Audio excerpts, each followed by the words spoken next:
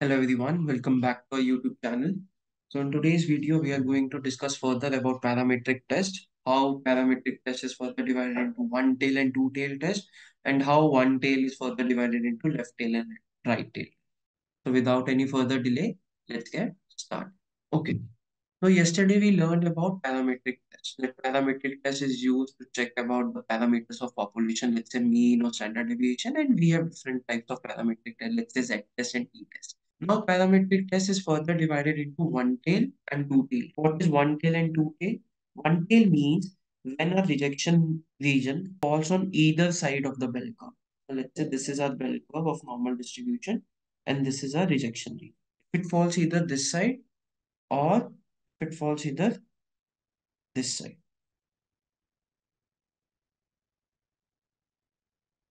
Any side of the bell curve, then it is one tail. And if our rejection region falls on both sides of the bell curve, then it is known as two tail test. Now, what is rejection region? So as we know that we have some hypothesis that we have to perform, check the validity of claim to either reject the null hypothesis or to accept the null hypothesis.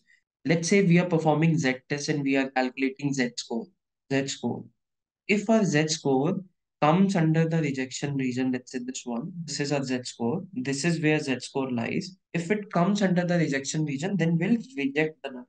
So we use these technique to whether accept or reject null hypothesis. Similarly, we can use p-value to accept or reject null hypothesis. And as I've shown you that one tail test is further divided into left tail and right tail test. Now, if the rejection region lies on right hand side of the bell curve, then it is called right tail, right?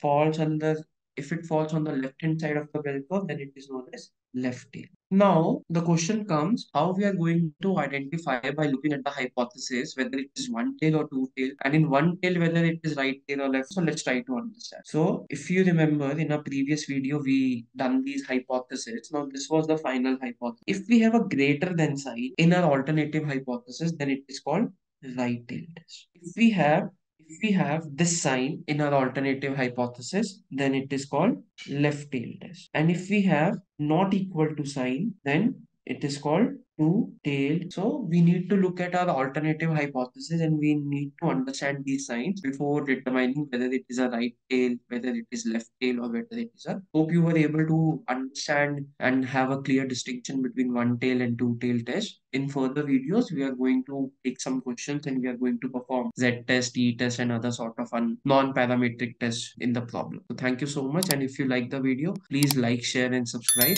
Till then, happy learning. Goodbye, guys.